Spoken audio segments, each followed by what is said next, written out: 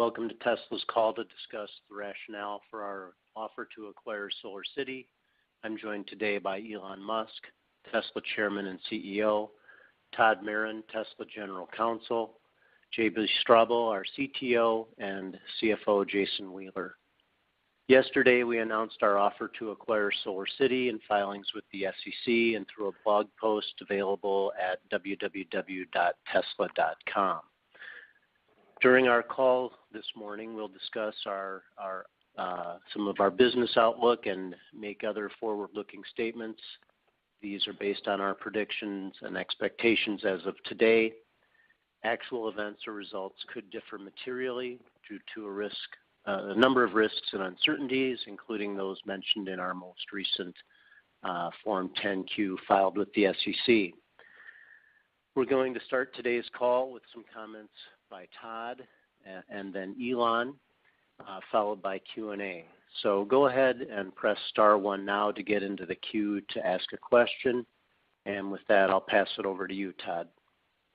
Good morning, everyone. Thanks, Jeff. So I just wanted to briefly touch on some of the process points and why yesterday's announcement might have looked somewhat different to people who normally see these kinds of announcements. It's actually somewhat of an easy explanation, but it is somewhat of a unique situation. So usually I know that everyone is used to seeing an announcement when there's actually a definitive agreement that's reached and not just simply an offer. And obviously in our situation, we were only announcing an offer. And then as a result, you didn't receive the same kind of information that you would receive when an agreement is reached, such as the agreement itself and detailed financial information about the combined company. The reason for that is that Elon is a 5% stockholder in SolarCity, and he's required by the securities laws to keep the market informed through a Schedule 13D filing about his plans with respect to those holdings. And because of Tesla's decision to make an offer to SolarCity and Elon's support for that decision, it was appropriate to amend his Schedule 13D to update the market, even though no definitive agreement had yet been reached. It's obviously our hope to engage in a due diligence process with SolarCity and ultimately reach that agreement. And all that information that you would customarily see at that time, including the agreement itself and detailed financial information about the combined companies, would be provided then. But the result of this is that this is actually a more transparent process because you're essentially seeing behind the curtains more than you would ordinarily see in a transaction because you're actually getting additional information up front at the offer stage and getting an advanced look at the strategic business rationale for the deal. And so with that, I'll actually pass it over to Elon so that he can speak more about the strategic rationale for the deal and why we do think that combining the two companies makes sense here. Sure. I did touch on most of this yesterday, but I think what this call is mostly going to be about is getting into maybe some of the detailed questions that people have. As I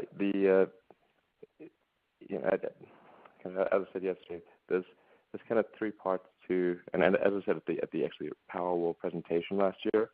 So just as part of why I think this is really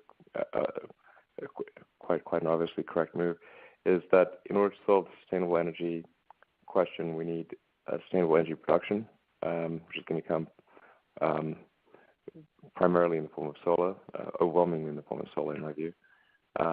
Then combine that with stationary storage and electric vehicle, and you have a complete solution to a sustainable energy future. And those are the three parts that are needed. And those are the three things that I think Tesla should be providing. And it just became increasingly obvious that as we're developing the Powerwall and new versions of the Powerwall, particularly as we integrate more of the inverter electronics and the intelligence in the Powerwall, you really need to take the solar panels and the solar system into account when doing that. Otherwise, you duplicate a lot of hardware. That doesn't work together as well. It's more expensive. The installation cost is substantially higher since you've got to put the solar Powerwall, install the solar panels. If you've got an electric car, you've got to install the the wall connector and home charging system. Those are sort of potentially three visits. There's or at least 2 visits, and then in terms of the sales process itself, when we're selling somebody the Powerwall, very often, if not almost always, they're curious about solar and want to do the same thing. So then, not being able to sell them solar directly at SolarCity, at Tesla through our stores is pretty inefficient. But as you look ahead to, say, Model 3 at a $35,000 car, well, that same person at the same moment, we could sell them roughly an equivalent amount value of solar panels and a Powerwall, effectively almost doubling the sale at that time, and then putting it all in at the same time. I think the word synergy is bound. It's that's sort of a dirty word, but I think these synergies are really just common sense. Obviously, it's more efficient to do this as an integrated system at the sale and at the installation and in terms of just general maintenance and managing the customer relationship. I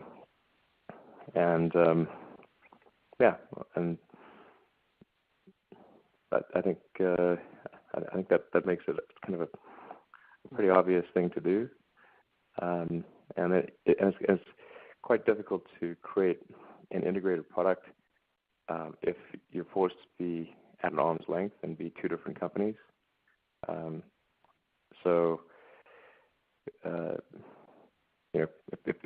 If we give a special deal to SolarCity and SolarCity is not part of Tesla, then why are we doing that?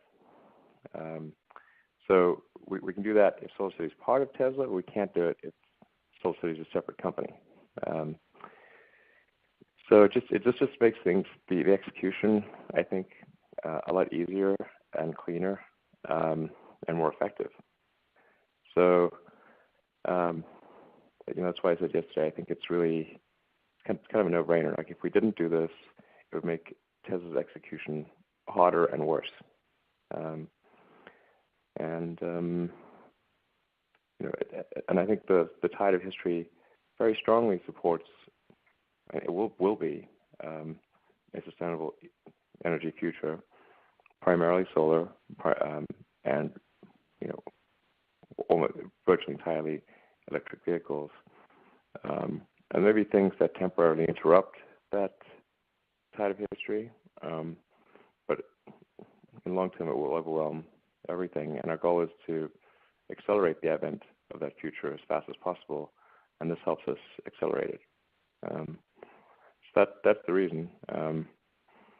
And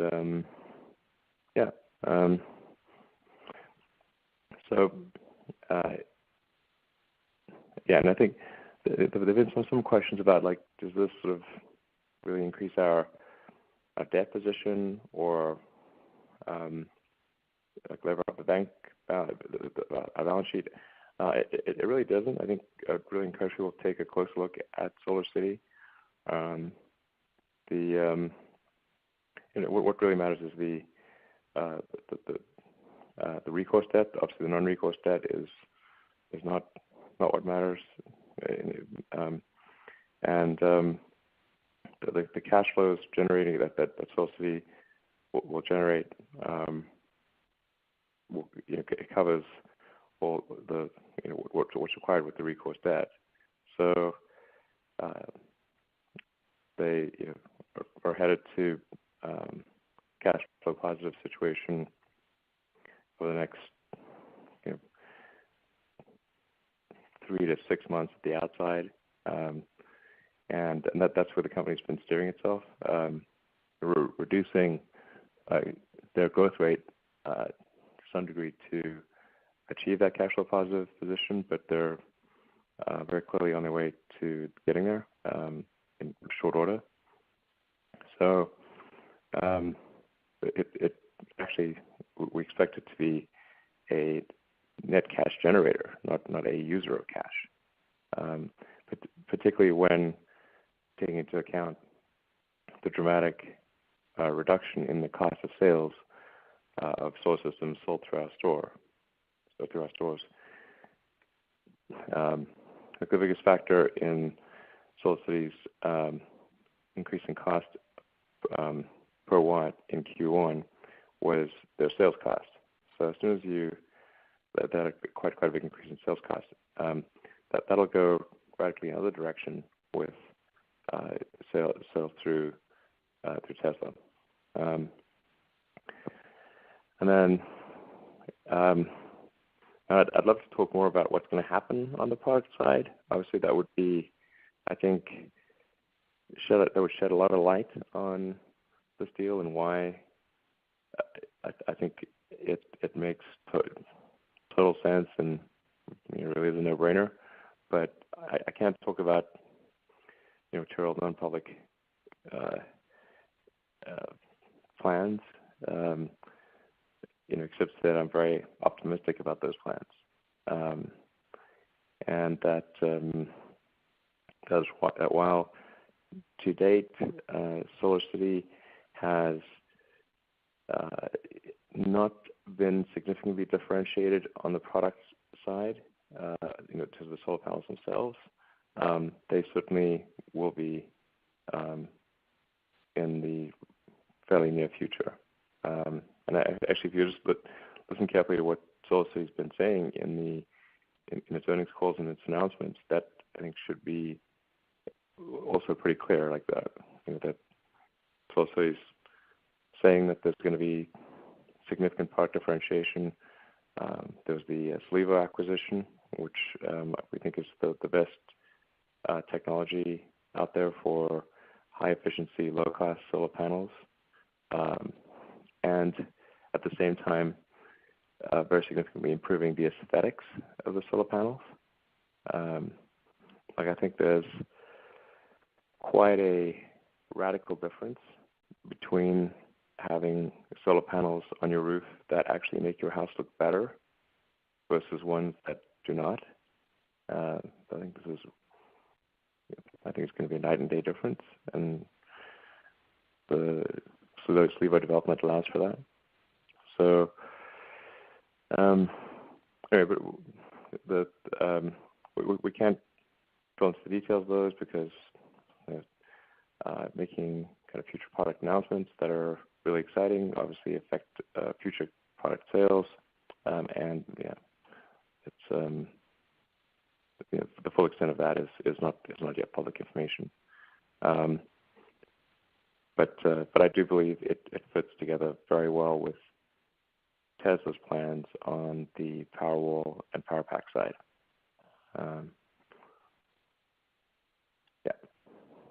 So we can turn it over to questions at this point. All right. Thanks, Elon. Taria, why don't we go to the first question, please? Certainly. Our first question comes from the line of Brian Johnson of Barclays. Your line is now open.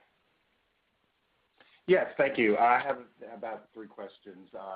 One for Elon, one we start with the general counsel and Jason. For Todd, you talked in the letter about two of the directors not voting. Can you give us a sense, because this will come out in the proxy eventually, of the discussions between the two companies? Is there actually a committee of independent directors? How independent do you consider the remaining directors? Do they have any personal ownership of SolarCity? And the other things that are likely to relate to the board issues. So this is Todd. When this is a little bit tracks back to what I was saying earlier about the stage of the process that we're in. But when a deal is announced, if that happens, all this stuff will come out in terms of exactly what the process was at every point. The key points now are that Elon and Antonio, since they're on both boards, have recused themselves from the board process of voting on the transaction. And they've also committed to, if there's a deal, that the disinterested shareholders would vote on that deal with a majority of those disinterested shares determining the outcome of the vote. But beyond that, it's really too early in the process to get into all the different details. But rest assured that will all come out once there's actually a definitive agreement that's reached at this point, it's probably more appropriate to just focus on the business rationale for why this deal makes sense. Just when you say recused from voting, does that also mean recused from discussion and not present in the room when this was brought up? No, it was recused from voting. Okay. For Jason, given your talk earlier in the year about kind of focusing on cash and even, stipulating perhaps that SolarCity could reach some sort of cash break even by fourth quarter, how does this change your view of the pro forma companies in terms of their cash usage and their need to potentially go back to the capital markets, either debt or equity, to finance the ongoing business? Yeah, sure. On the Tesla side, I stick with the statements that we made on previous earnings calls. On the SolarCity side, as Todd has laid out, we're just at the beginning of the process now, and the only information I've had access to is what's publicly available. So I don't have anything to say about the pro forma combined entity at this point, and we'll start to look at that as we get into the full due diligence now. And I guess due diligence question, at least probably scoped out before you did the deal. When you survey Tesla owners, what percent have solar already? What percent are in states where solar would make sense? How and sort of just what are some of the basic kind of merger synergies in terms of customer overlap and customer potential that you guys looked at? Well, I mean, I think the way to think about this is not to kind of look in the rearview mirror, but to look through the windshield. Like only about 1% of U.S. homes have solar, so you have a massive addressable market that's unserved. There's at least 40 to 60 million households that where solar, where they could do solar if they wanted to. So if the economics were right, and they liked the aesthetics and it was easy to do, then they would do it. So the future market there is really gigantic. On the cash front, like we don't expect SolarCity to have a material impact on future cash needs. I don't think it's going to make much of a difference, really. We expect it to be positive cash flow really by the end of the year. And just final, you talked a little bit yesterday, but how does this affect how do you make sure that your personal time between this and, of course, a rocket business, given the M&A, that synergies that you're trying to get, given the sales, the service overlap, that's kind of a whole separate line of processes and kind of grunt work on the ground from launching a new model car. How do you actually get both the integration of a sales and service system for solar and cars and batteries done at the same time you've got by your own admission, aggressive launch schedule for the Model 3? My intuition about this could be wrong, but from my standpoint, this makes Tesla's future execution easier, not harder. Because it's just getting increasingly unwieldy to work with SolarCity on an arm's length basis. We really need to have an integrated product. The Powerwall and the Power Pack need to be designed together with the solar system, so it's a one-piece thing, and we really can't do that if we're two separate companies. We've got to we've got to treat SolarCity like they're any other company, which is extremely unwieldy. So from my standpoint, this makes the execution easier, but not harder. I think SolarCity's got a great future independent of Tesla, but and obviously Tesla does, but being able to integrate things at the product level, at the consumer experience level, at the utility level, the commercial level, it makes it easier, not harder. That's why we're doing this. I mean, it's like why should companies exist at all? Like what's the point of having companies? The point is that a given company is going to create a more compelling good or service for the end customer, and then so should the companies be two separate containers or one container? And if they're one container, we can make a more compelling product and work together easier. So that's the reason for it. So I think that it speaks to the sort of fundamental economic goodness of the transaction, and it will be harder if we remain two different companies. Okay, thank you. Thank you. And our next question comes from Charlie Anderson of Doherty & Company. Your line is now open. Okay, and our next question comes from the line of Brian Johnson of Barclays. Your line is now open. Well, I already asked a question. Yeah, Taria, why don't we go to the next caller, please?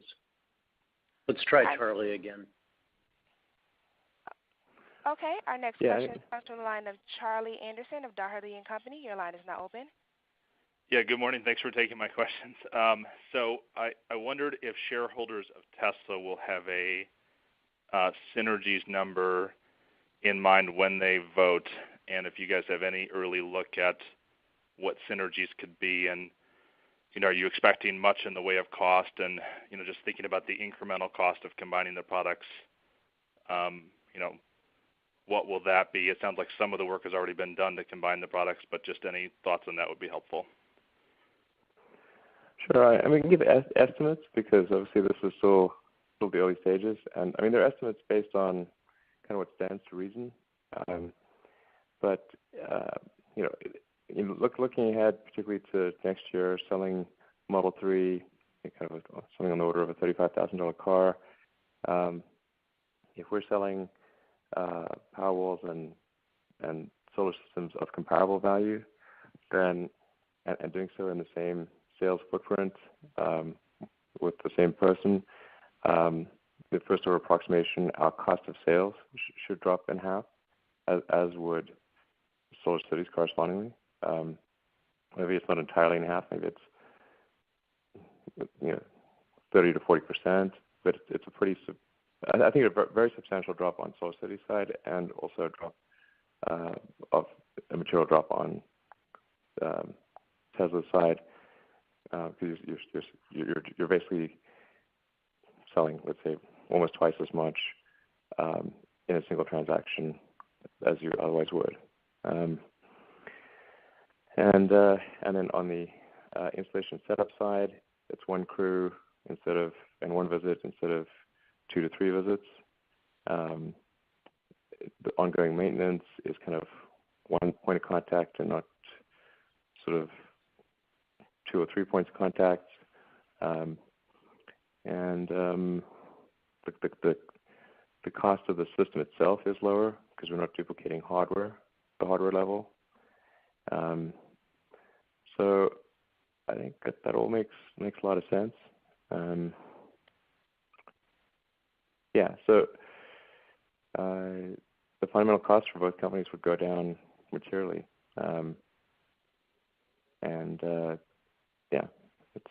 I think it's one can argue about is it sort of 20% reduction, 30% reduction, 40% reduction, but it's pretty significant.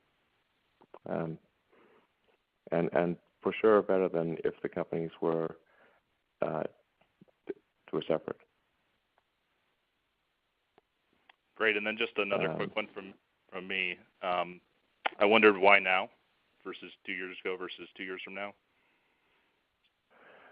Yeah, the reason now is because we've got we're really ramping up Powerwall and PowerPack. And we're developing version 2, and then we have kind of our plans for version 3, version 4, and so forth. SolarCity also is preparing to come out with the solar panels that, as a consequence of the Solivo transaction a couple years ago, that significantly improved the efficiency and the aesthetics of the roof. I think the aesthetics matter a lot. As you know, Tesla were super sensitive to aesthetics, and I think SolarCity's, I think they're going to get there on their own, but I think that journey will be accelerated as part of Tesla as well. It just sort of makes sense that, like, if you had a solar system that made your house look better, lowered your cost of electricity, and then gave you security against a power outage with the power pack, and allowed you to go potentially completely off grid, then it's kind of a no-brainer. Like, why wouldn't you do that?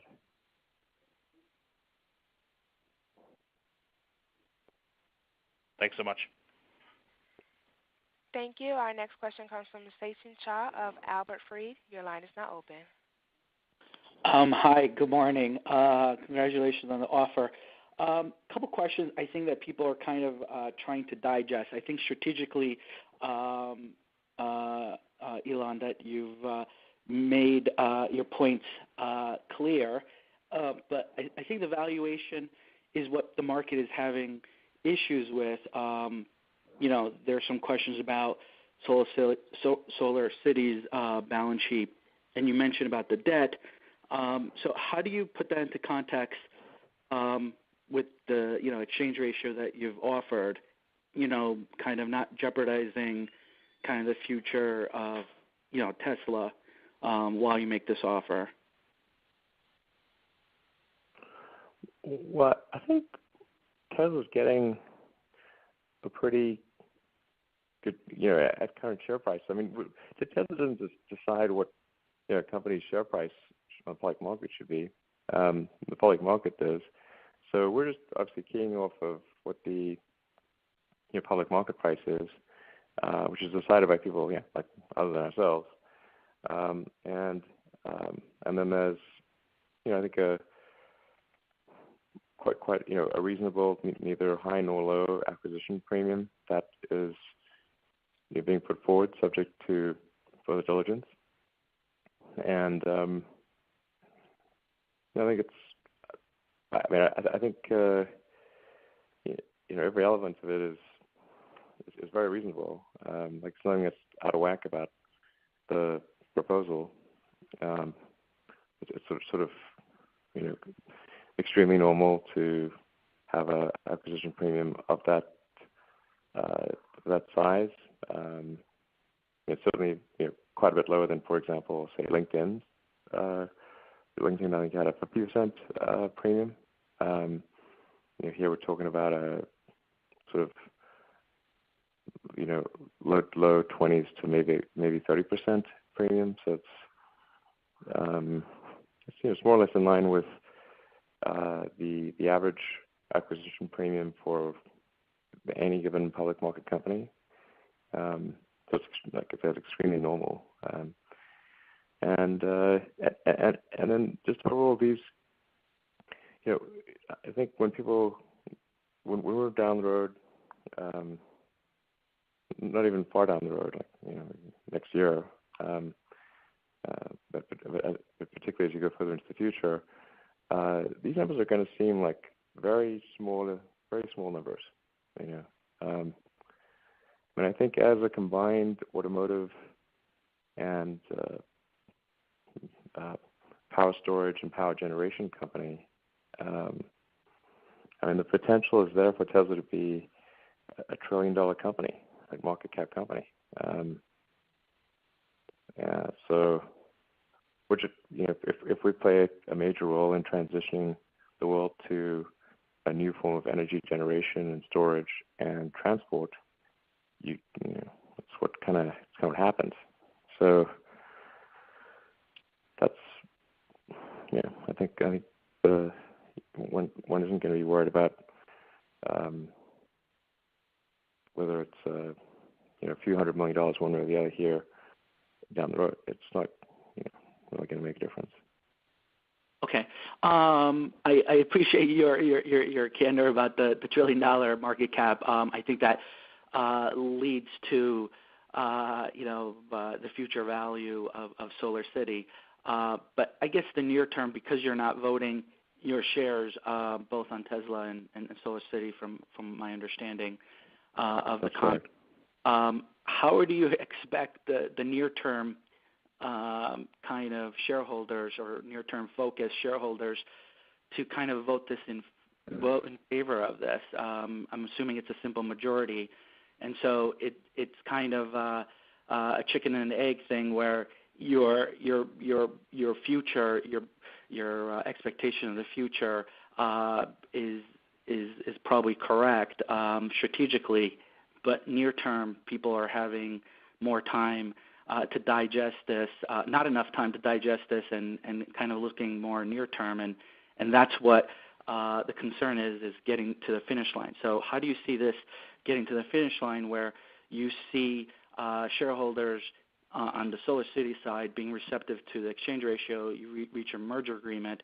and then further along, Tesla shareholders being receptive to voting in favor of this? Because ultimately it's these two or three ducks, valuation of the exchange ratio, and then understanding the future opportunity that will get this to the finish line on the shareholder side, shareholder vote. Yeah, I mean, the exchange ratio, obviously, I mean, there's some bounds on the exchange ratio that if we exceed the bounds of reasonableness for any party, obviously it wouldn't happen. So, obviously the market cap of SolarCity is decided by the market. So that's what it is, what investors think it is. And then the premium, you don't get to acquire companies for zero premium. That's just not how it works. And so some reasonable premium obviously is appropriate in a situation like this, as it always is. We're kind of right where premiums normally are, and actually lower than some recent prominent premiums paid, like the LinkedIn one, which I believe was on the order of 50%. So I think it's a reasonable market cap with a reasonable premium, and one can maybe quibble around the edges a little bit, but I don't think anything's like out of whack there. But at the end of this will definitely be up to you guys who own shares. Because, like I said, I'll recuse myself from the shareholder vote. It has to be a majority of non-me shareholders. But like I said, I'm doing this because I think it makes things better and in the future, not worse, for everyone. So I'd really recommend voting in favor of this, because I think anyone who doesn't vote in favor of this is going to be voting against their best interests. But we will certainly abide by the shareholder vote.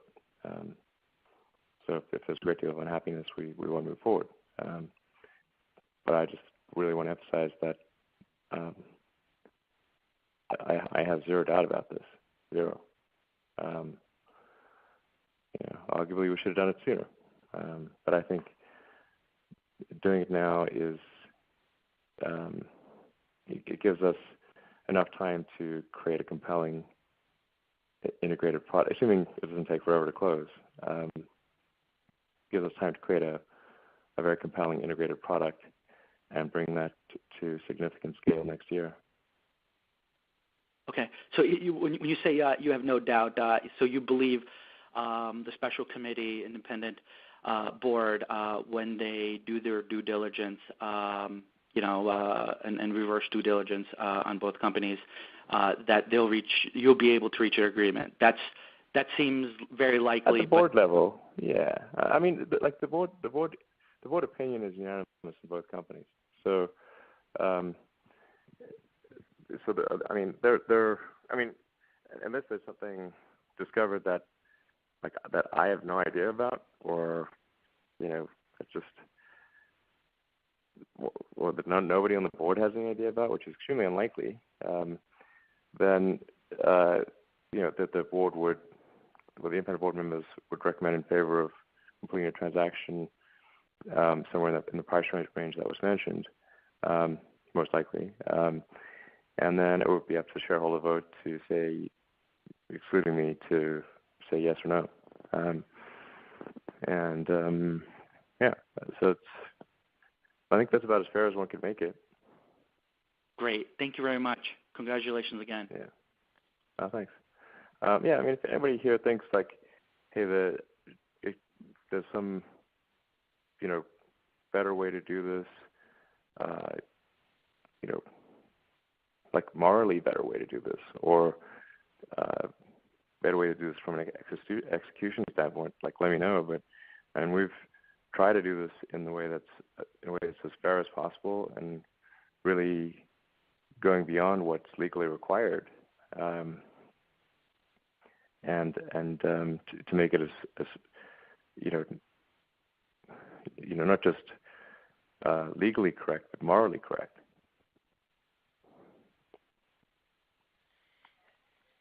Thank you. And our next question comes from the line of Colin Rusch of Oppenheimer & Co. Your line is now open. Thanks so much. At what point are we going to get financial details here? And clearly, there's been an awful lot of cross-pollination with the boards. Former CFO of SolarCity is on the board of Tesla. JB is on the board of SolarCity. There's been a lot of sharing. To have a price here without some sort of scope of return on capital, I think would be incredibly important for us. And so when are we going to get that information? And without you're begging off the detailing on synergies, but I think getting specific about return on capital for Tesla shareholders will be essential to getting this done. When are we going to get that information? Yeah, I agree. I agree. As Todd was saying, we kind of have to do this in a bit of an unwieldy way because I'm the largest shareholder of both companies. If that wasn't the case, we could do a lot of this and kind of present you with the full and final details of the proposed merger and what but before we, since I'm a large shareholder in both companies, we have to tell you at the beginning of the process, not the end. So we will certainly have all that done for you, but the reason it's not just all in a neat package is because this is a sort of an odd case where we have to tell you at the start of the process before we have all the answers, rather than at the end of the process. But we will definitely get all that information, and I'm confident it will be extremely compelling. Okay, and then the second question is around Solivo. So there's actually a lot going on in terms of manufacturing for solar at this point, with Asian manufacturers reducing cost well in excess of what expectations have been. And certainly there's folks that are getting around the import duties. Even with the potential savings on installation costs with the extra efficiency, at Solevo, it looks like there isn't going to be that much of a cost advantage just from a raw cost perspective when you look at a price point for solar panels coming into the U.S. that SolarCity would buy. Can you talk a little bit about, you're begging off some of the product details here, but what you're expecting Tesla to be able to bring to that engineering process to improve that cost trajectory, because by the time you get that Solevo factory up and running, there's going to be, I think at least a 15-cent cost disadvantage for their target cost at this point, and I think there's something that needs to get done there to make that a compelling offering. Sure. So Tesla, we're putting a lot of effort into becoming the world's best manufacturer, and I really mean that. That's like, I'm highly confident we will be the world's best manufacturer. Just as I said we would build the world's best car, we did that. At SpaceX, I said we'd build the world's best rocket, we did that. We're going to be the world's best manufacturer, not by a small margin, but by a margin that people don't even think is possible. I believe in taking a first principles physics-based approach to analysis, and my analysis of the situation is that dramatic improvements are possible on the automotive side and on the photovoltaic side. An important advantage of the Solevo technology is that it has significantly higher efficiency than the very low-cost Chinese panels. So on the same surface area of roof, you can get as much as a third more power, and then aesthetically speaking, the Solevo panels look better. They look a lot better, and if it's done right, we can make your roof look better with solar panels than without. This is a night and day difference. And if you've got let's say somebody's got a $400,000 house. If you make the roof look ugly, then arguably you've made that house worth 5% less, or some non-0% less valuable. On the other hand, if you make the roof look beautiful, you've made the house more valuable, and maybe that's plus 5% or some non-zero plus % in the value of the house. If it is something on the order of 5%, then the value delta there is called $40,000, or maybe it's only like 2 or 3%, and it's 20,000. It's like there's you have quite a big value delta. So being able to have higher power that looks great, and I think at costs that are at least as good, if not better, than what's coming from anywhere else in the world, that's obviously a winning outcome, and that's the outcome that we will pursue. And I think I'm confident we'll get there. Okay, I'll follow up on that. I think my question was more around the process technology at Solevo than the ultimate. Do you mean in terms of the fundamentals of the? Yeah, the fundamentals of the process technology, and we're going to get the cost out. I think there are a variety of detailed questions I can come back with you with.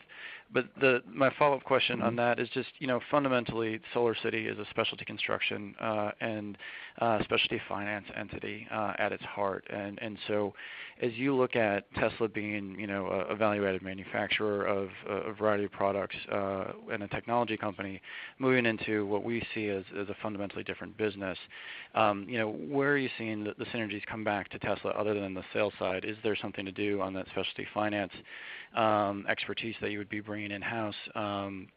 And the actual boots on the ground, the footprint of SolarCity is incredibly important to actually closing sales and delivering things versus the footprint of Tesla's customer base, which is very different than the concentrated footprint at SolarCity. How are you seeing the value come back to Tesla other than just in the cost of customer acquisition? Yeah, I mean, I think the biggest asset that we'd be acquiring is are the installers, the installation team of SolarCity. And a lot of people trained in doing the permitting and the paperwork and all the complexities that exist in municipalities throughout the country, and understanding how to deal with 37 different roof types, and having an efficient logistics infrastructure for doing the installations. And then, I think there's some strengths in the SolarCity sales side that we can take advantage of. So, but I really don't.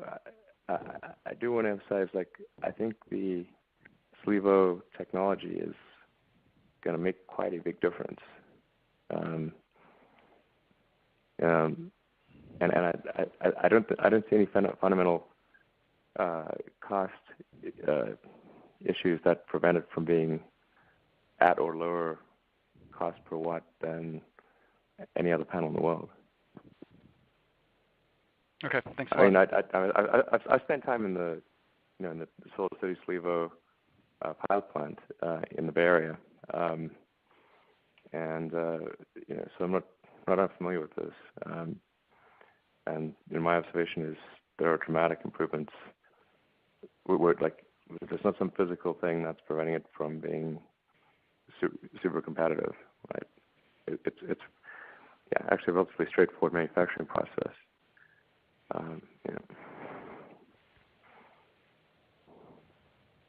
Okay, thanks a lot. All right, Elon and Todd, it's Jeff. I've had a number of people emailing in questions about process here, possible timeline. Todd or Elon, if you want to speak to kind of a recap of who needs to vote, who's recused, and how and when diligence, disclosure, and the shareholder votes might happen. That might be helpful. Sure, I can take that if you want. So on the Tesla side, the board has approved going forward with the offer, which is why we made the announcement that an offer was made. Elon and Antonio, being directors on both boards, recused themselves from the vote on that. We're now in a stage where we've delivered the offer to SolarCity. SolarCity will set up their board process on their end and decide how to do this so that it's done, as Elon said, not only legally but morally correctly, I'm sure. And then we'll move into a diligence phase very quickly. Hopefully diligence can take place, promptly, so in the next 2-3 weeks, and we can get to a place where everything makes sense, that there's a signed merger agreement. And at that point, everyone would receive the merger agreement as well as the typical disclosures that would be provided at that time, combined financials, proxy statements, and everything, and we'd move to a shareholder vote. We're now getting a little bit further out, so it's harder to predict with certainty, but the hope would be that there would be a shareholder vote on each side in the next few months.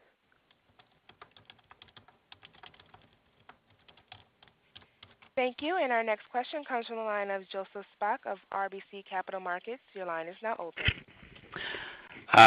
Thanks. So I guess I just wanted to get your sense on how much of a play you think the SolarCity bet is on lower storage costs. Meaning, we've seen some proposed changes to net metering laws, and if that sort of continues or there's more of that, how long does the business model work? Like, do you need to see the falling storage costs for it to work, and is your confidence in that the reason to go forward with the deal? Yeah, the storage costs are going to drop really dramatically with each passing year, and I think depending, with exclusion of certain situations like Nevada, maybe Arizona, which we're working to mitigate, it'll be ahead of the net metering situation. In New York, a reasonable deal has been arranged, and basically this gets ahead of the net metering situation, and call it roughly the 2 to 3 year time frame. So it's definitely important for long term. And although some utilities will exaggerate the impact of solar on the grid, ultimately the impact of solar on the grid beyond a certain localized percentage does have an impact, and you do need to buffer the power. So they have a valid argument. It's just exaggerated. So it's obviously very important for the long term, and it's going to work together well. I mean, this is what the world needs. This is the ultimate solution for Earth. It's what we're talking about here: solar power, stationary storage, electric cars. This is Earth's solution, and we're going to try to make that happen as fast as possible. And the fundamental good of SolarCity and Tesla will be measured by the degree to which we accelerate that transition. So we're going to try to make it happen as fast as possible. I think we'll have a meaningful impact on that time frame. And then maybe just two real quick ones. If the deal's consummated, have you given any thought or plan to provide a segmented balance sheet or cash flow just to provide a little bit more transparency on each line? And then on a technical point, so you will do that? Yeah, I do think it's valuable to have transparency.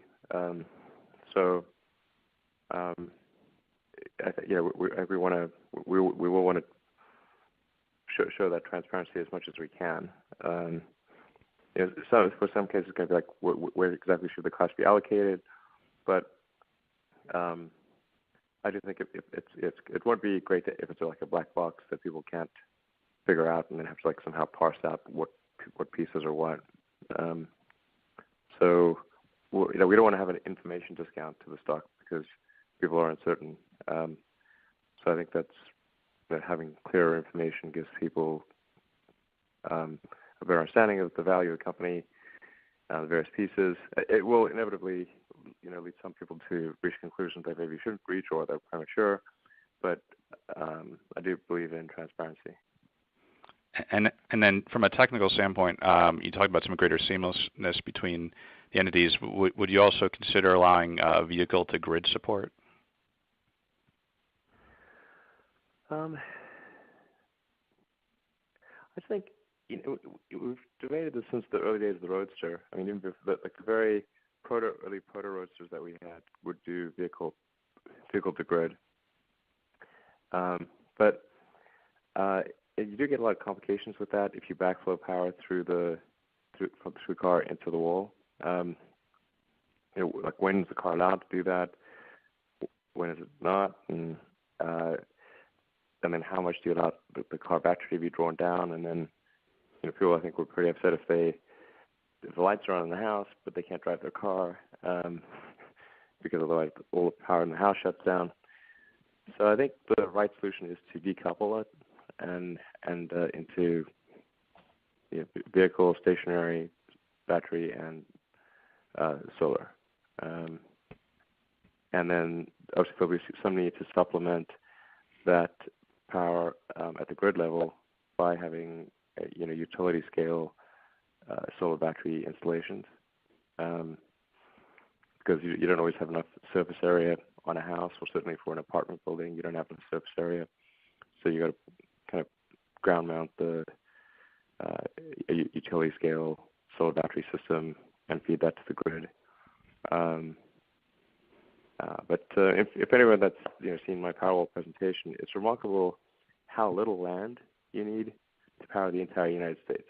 It's crazy. Like a little corner of Texas or Utah, that's all the United States' power. And then there's like 1 pixel inside that box that I showed, which is the box of how much land area you need to power the United States. That was like a little box. Like I said, it fits into like the little Texas Panhandle corner of Utah, and inside that box is 1 pixel. That's the size. That's the surface area of the battery packs needed to support the entire United States. 1 pixel.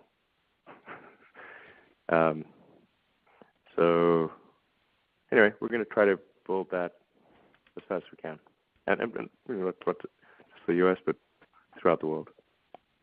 Thanks. And that video, by the way, is available on our website of Elon's presentation on the Tesla energy products. Elon, we are at the half hour mark here. We have 9 more questioners in queue, so I'll defer to you as to determine how far long you want to go. But let's Turiel, let's go to the next definitely try to let's try to answer everyone's questions. Like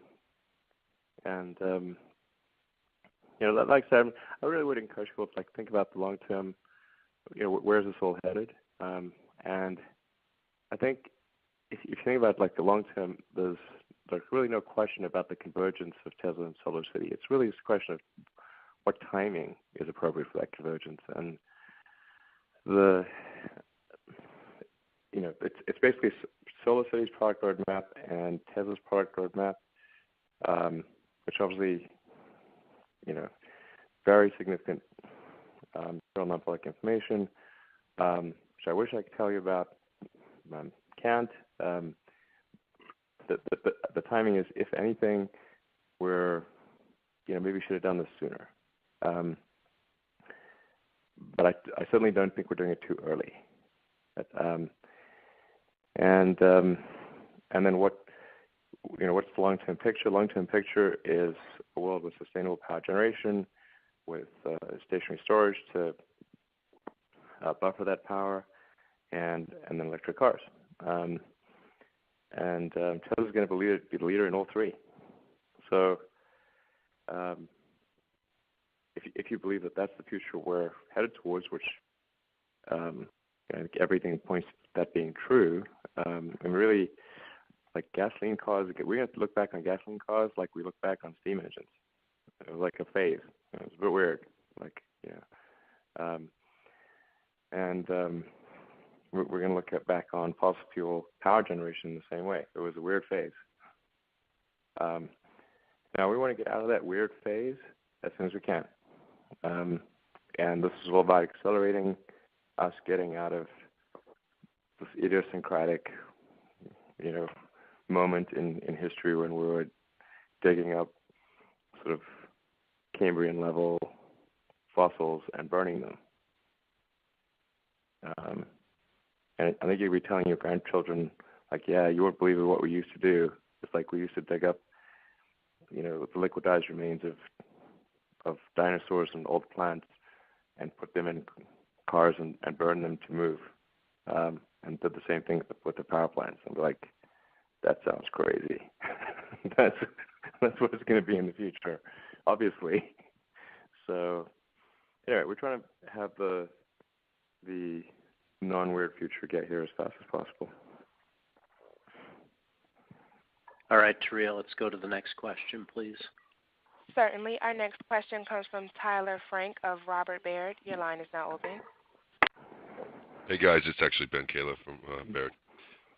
Elon, I was just wondering, I understand, working together and being cumbersome by separate entities, but, could you just talk us through what the difference is of actually owning SolarCity versus maybe doing some kind of, JV or some other kind of entity like that to help you guys, work through some of the issues?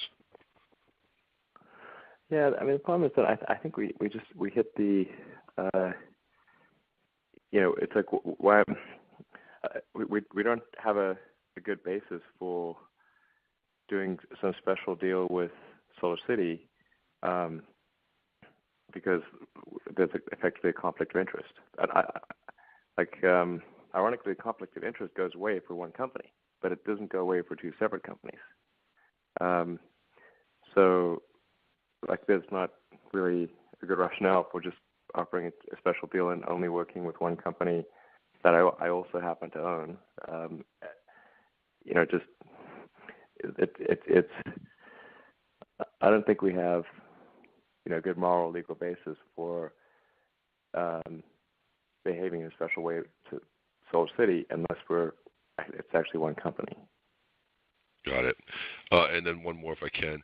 Could you just rank some of the things that you talked about in kind of in the order you look at, as far as revenue synergies from cross-selling, the technical synergies of being able to work with on both the manufacturing, both the panel side as well as the battery side, and then maybe the third one bucket being cost synergies, and then if I forgot any out there, maybe list those as well in kind of the order that you're thinking of them. Thanks. Yeah, I think we'll have a more definitive answer for you once this process wraps up. I'd regard what I'm saying here as anecdotal, but it's kind of the way I think about it from a gut standpoint.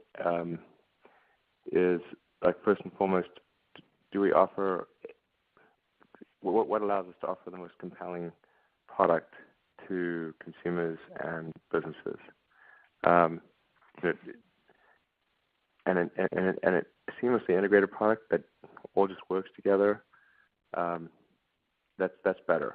Like you don't want to have a heterogeneous systems integration problem. Like that's that's just basically where the interfaces break down, and then people are sort of pointing fingers at, like, this didn't work, no, yours thing didn't work. It's like if it's just one integrated system, there's no finger pointing. You can iron out all the bugs, and it just works. And you're not wondering whether should I blame the solar company or the battery company or who knows. It's just like it's a sort of pain in the butt to try to figure that out if you're the end customer.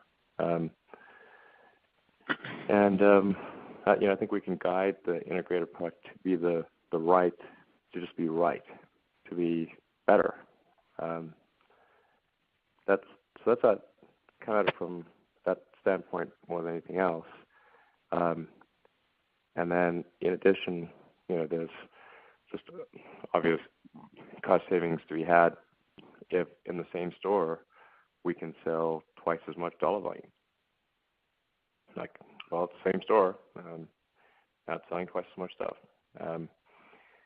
And if with the installation crew, if they're now able to knock out 3 things in a single visit, rather than schedule 2 or 3 separate visits, that's also way better.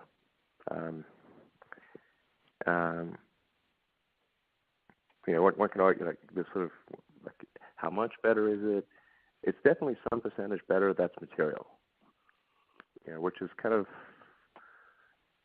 But that's kind of like the threshold for making a decision. It's obviously going to be a lot better. Like if you just cut the visits down to, from 2 or 3 to 1, okay, you've probably cut your transport, labor, and logistics costs maybe in half, something like that.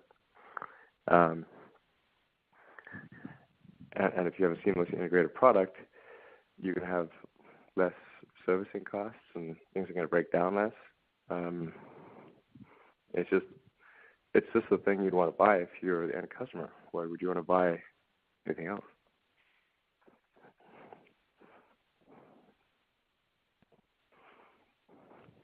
Thank you. And our next question comes Go from ahead, the line Maria. of Brian Brinkman of J.P. Morgan. Your line is now open.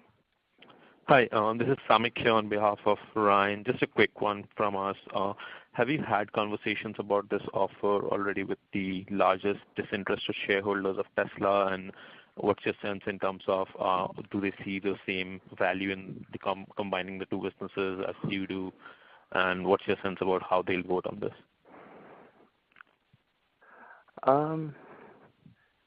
Well, we wanted to make sure everyone heard about it at the same time. So we've not discussed it with anyone because we wanted, investors small and large to hear about it at the same time. Now, separate apart from that, over the years, has this idea been bandied about with some of our largest shareholders, institutional shareholders, yeah, I mean, there have been discussions, and I think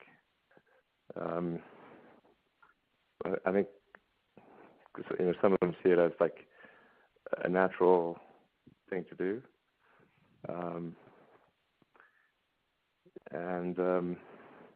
but it's interesting to sort of look at the feedback that I've received since we made the announcement yesterday. Anyone who's product focused sent me sort of a congratulatory note and like, why didn't you do it sooner sort of message. And then people that are sort of more finance focused, they were like a lot more worried about it. But in the long run, the value of the company is defined by the value of its products and services. That's like real important to bear in mind. Like, that's why companies exist. They shouldn't exist otherwise.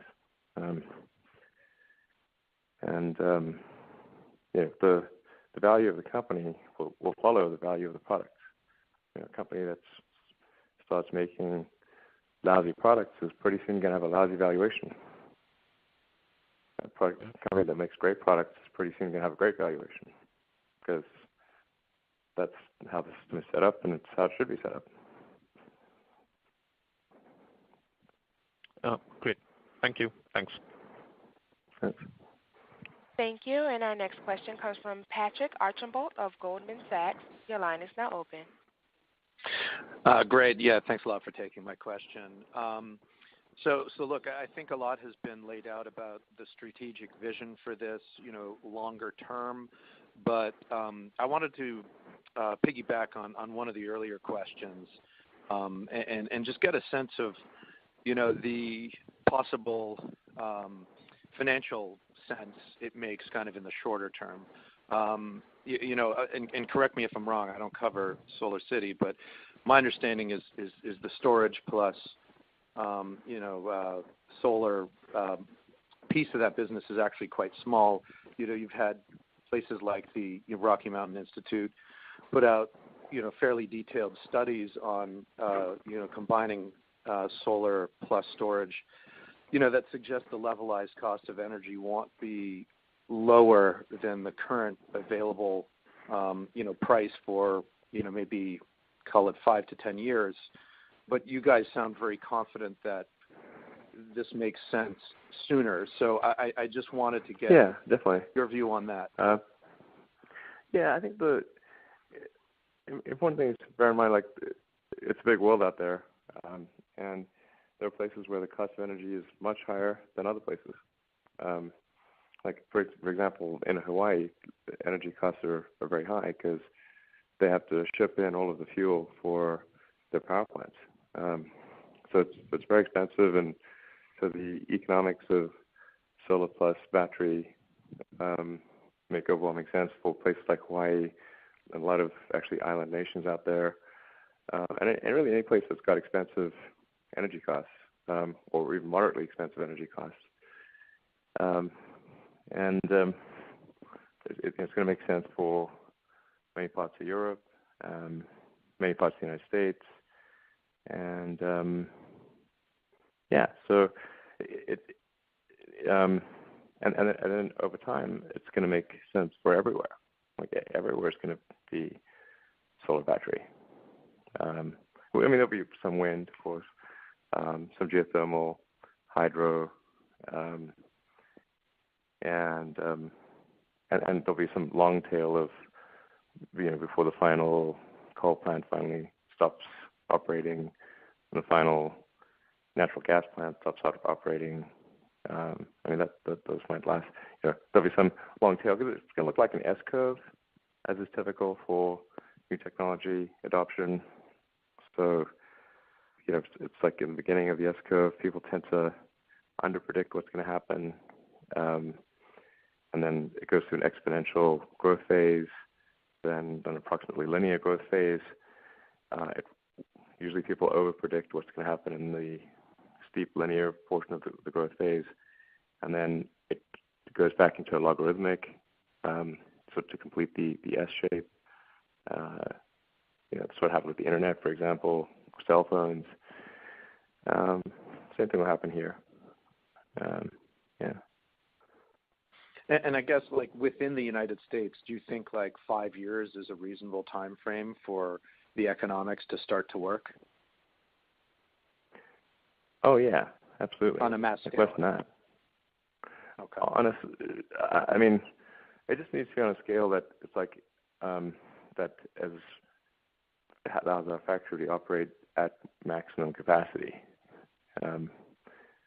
So we think the factory is going to be operating at maximum capacity as far into the future as we can see. Like this is all about production. My meetings yesterday were all about, guys, we need to figure out how to ramp up our production of cells, batteries, obviously cars, faster. And addressing every limiting factor that we can. I know I mentioned like this whole thing about like manufacturing a machine that builds a machine. It's like, let me tell you, like it's order of magnitude improvements are what I think can be achieved. We won't get there right away, but by version 3 of the machine that builds a machine, order of magnitude. That's the sort of, compared to car manufacturing, you look at that and you're like, it'll seem like an alien dreadnought. You're like, what the fuck? You're like, what the hell is that?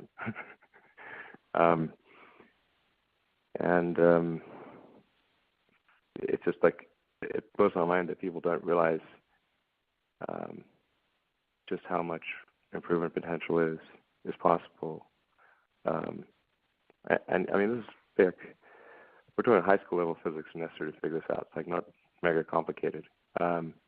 Just go to the factory and say, do a volumetric density calculation. Say what percentage of the volume of the inside of this building is doing useful stuff versus is either air or not doing useful stuff. You'll be shocked at how tiny that percentage is, like low single digits. Then what is the velocity? What is the exit velocity of the product? How fast are things moving out the exit? What's the sort of mass flow or the m dot of the factory? And it's like, whoa, it's really low.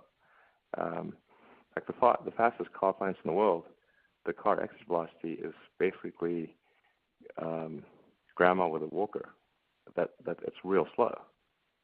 0.2 meters per second. That's really, really slow. So we could do way better than that. Like the fastest person can run 10 meters per second, faster than 10 meters per second. So why is car exit velocity only 0.2 meters per second? That's ridiculous. And then, why is the volumetric efficiency of a car factory usually it's in the mid to low single digits? I mean, that's very low. Why shouldn't it be at least volumetric density of 30 or 40%? Maybe 30% seems very, very achievable. Nobody would design a chip that had volumetric efficiency of 2%. Would look ridiculous. And yet they design factories that way.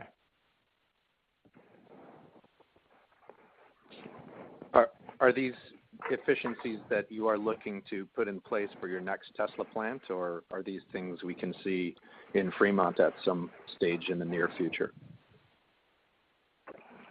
You'll see things moving in that direction. I mean, with Model 3, I think we're aspiring to get to version 0.5 of Alien Dreadnought level, of where Alien Dreadnought level is like version 3.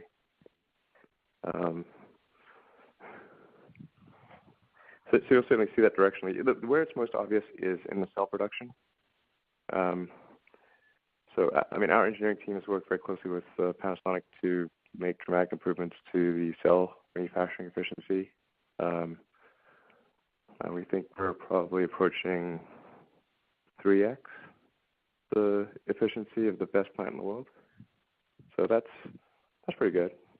There's a lot of room for improvement. But I mean, cells are going through that thing like bullets from a machine gun.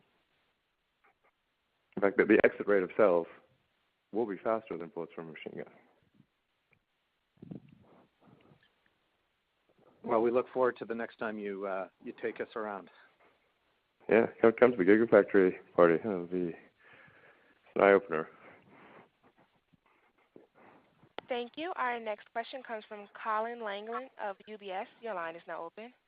Oh, great. Thanks for taking my question. A lot of analysts that cover SolarCity are highlighting, major liquidity concerns with the company. You sounded pretty confident that that was going to turn cash flow positive.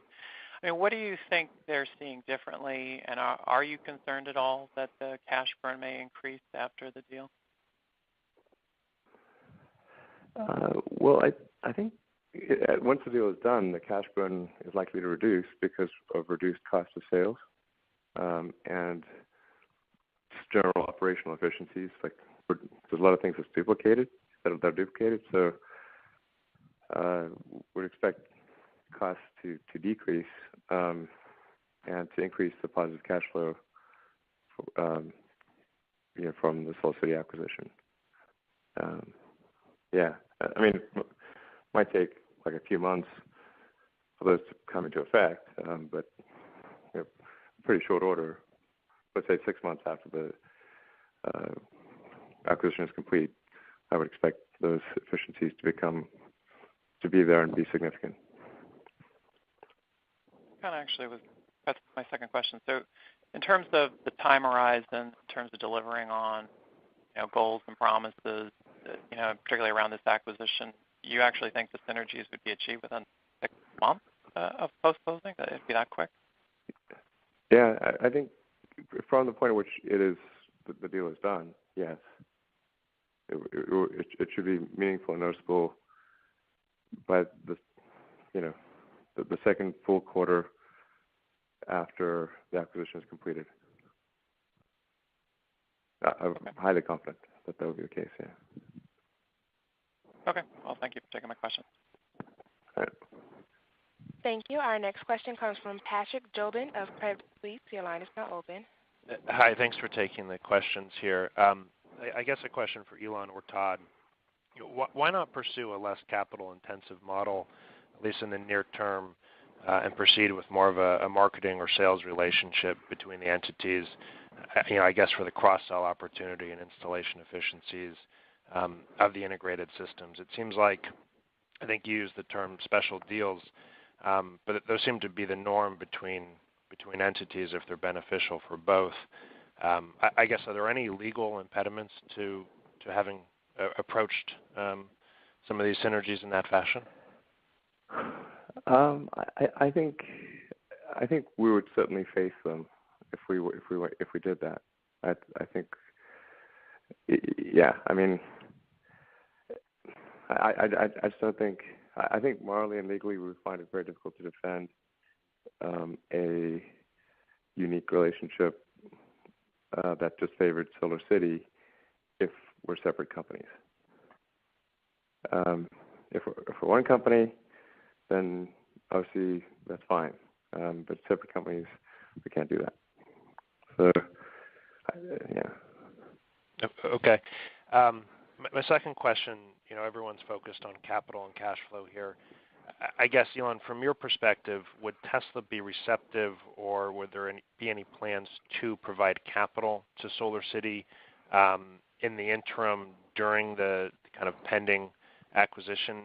Obviously I'm thinking about it more from the SolarCity side, but Sure. Given what we saw with Vivint and SunEdison, the pending acquisition disrupted some access to the capital markets.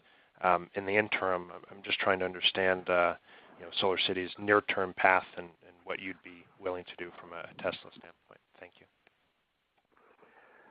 Yeah, I mean, since SolarCity is constrained in the short term from just going out and raising equity itself, Tesla would provide bridge loan if needed. I actually don't think it's going to be needed, to be clear,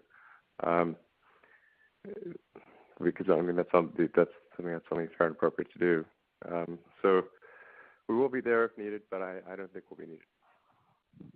Okay, thank you. We have 3 other callers with questions, so let's try to wrap them up quick. So if everybody could be brief, that would be great. We're coming up on 90 minutes here. Thank you. Our next question comes from Dana Hall of Bloomberg News. Your line is now open. Yes, good morning.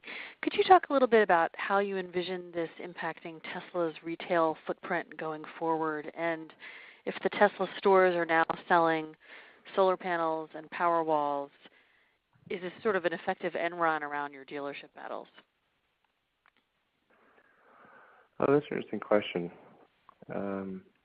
Yeah, we're not limited in stores, in terms of selling solar and stationary storage. We could do that, and then potentially just have the car there in a gallery format, something like that. So yeah, it does open up additional options on the retail front, actually. Now that you mention it.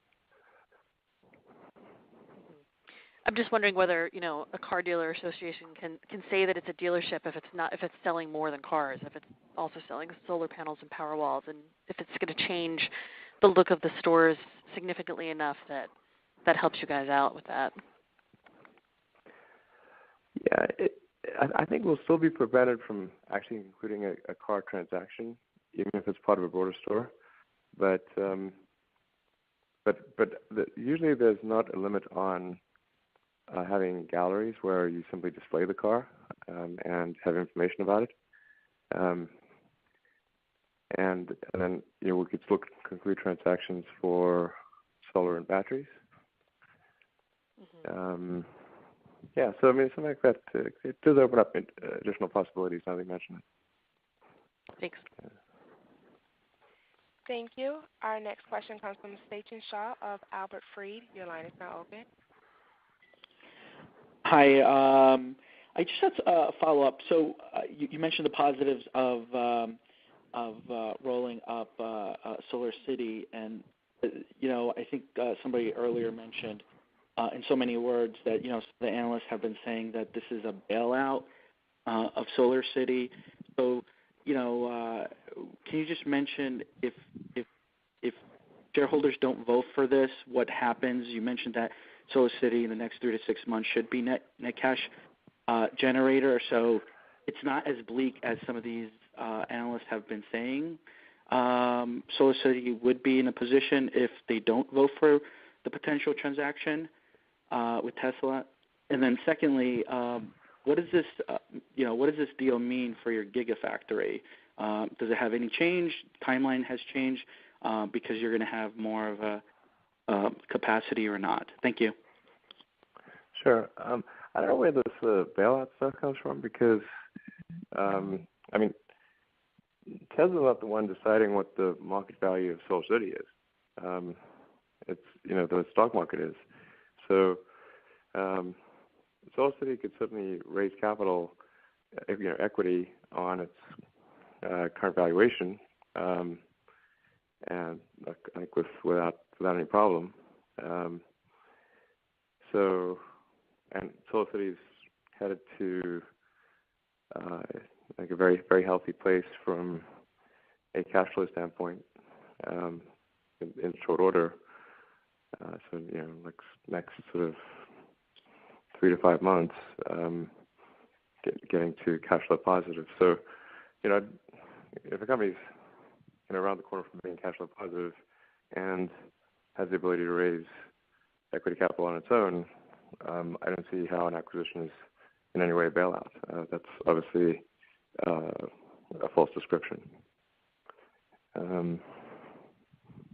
And then the Gigafactory kind of proceeds independently of SolarCity, except that obviously we would gear the product of the storage product would be geared towards a SolarCity type system. and we wouldn't be, this wouldn't be something that would be explicitly exclusionary to other solar companies, by the way. It would just be that other solar companies would have to match the SolarCity product and in order to use our battery product most effectively. So it's not about sort of trying to shut out other solar companies. It's just about being able to guide the product to where it needs to go, and then we'll do the right thing with other solar companies if they're also guiding their products to match. So we're not going to basically be a jerk to other solar companies. This is really, about being laser focused on having the most compelling consumer solution. That's I think the right thing to do. Okay, thank you very much. Congratulations again. All right, thanks. Thank you. And our next question comes from Hank Elder of Goldman Sachs. Your line is now open. Hey guys, this is actually Brian Lee on for Hank. I have just 3 housekeeping questions, more along the deal itself, and in the interest of time, I'll just run through these quickly. First is, given SolarCity's relationships with various lenders and tax equity fund structures, I was hoping you could talk to any visibility into potential change in control provisions and or exposure to clawback provisions on solar tax credits that might exist. Second question would be, as part of the due diligence, will the board consider other alternatives to SolarCity? And then third one, and I'll pass it on, is are there any collars or caps on the stock exchange ratio being proposed? And if not, what's the rationale for that? Thanks. As to the beginning, like really, this is kind of the beginning of the analysis, not the end. And normally it would be a lot closer to the end because the large shareholder in both companies. It's it's something we have to talk about at the beginning where we don't have all the answers. But then we will compile those and present those to shareholders for their decision in the months to come. So obviously part of that diligence process would be talking to the lenders, making sure they're comfortable and think it's a good idea. I'm pretty sure they will, but we're going to talk to them. And and then in terms of other companies, we did consider that, and it's part of the initial diligence process. But we think SolarCity is the best company out there, and it's got that it's sort of a leader in the field. It has this Levo technology.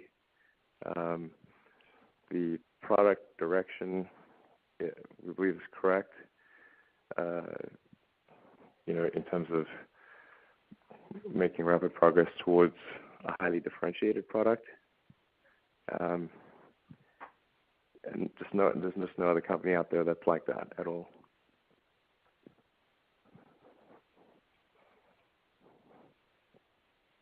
Thank you. And our next question comes from Trip Chowdhury of Global Equities Research. Your line is now open.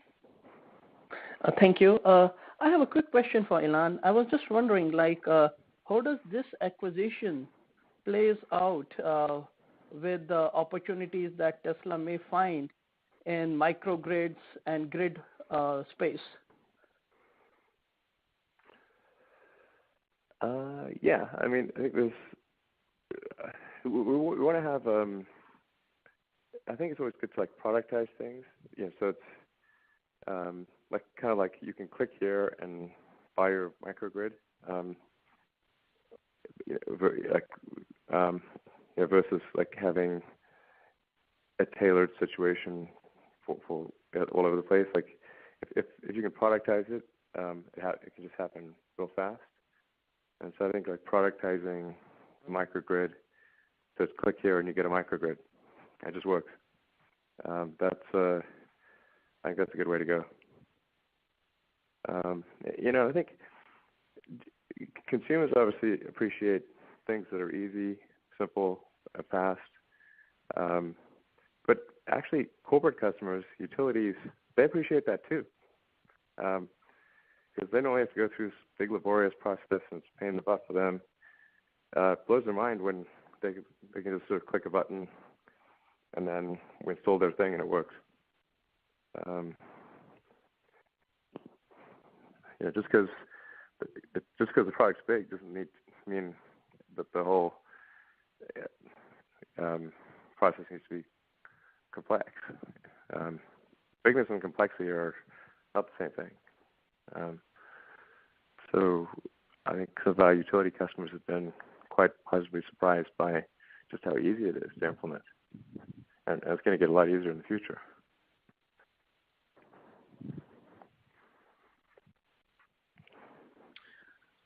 All right, I think that's the end of the questions. Thank you, Todd, Elon, and the rest of the team. Thank you, Taria. And thank you, investors, for all the interest. If you have any closing remarks, Elon, otherwise we can end it there. No, I think those are a lot of great questions. And then obviously we'll have a lot more information as the diligence process concludes. Hopefully, in the reasonably near future. But I think it's easy. It's easy to get sort of mired in the details. But I think the right thing is to sort of kind of look up into the future and say, where is this headed? What are the macro trends? Does this action match where the tides of history are going? And that's really what's going to make the difference in the long term. So I just encourage people to think in that way. All right. Thank you, everybody.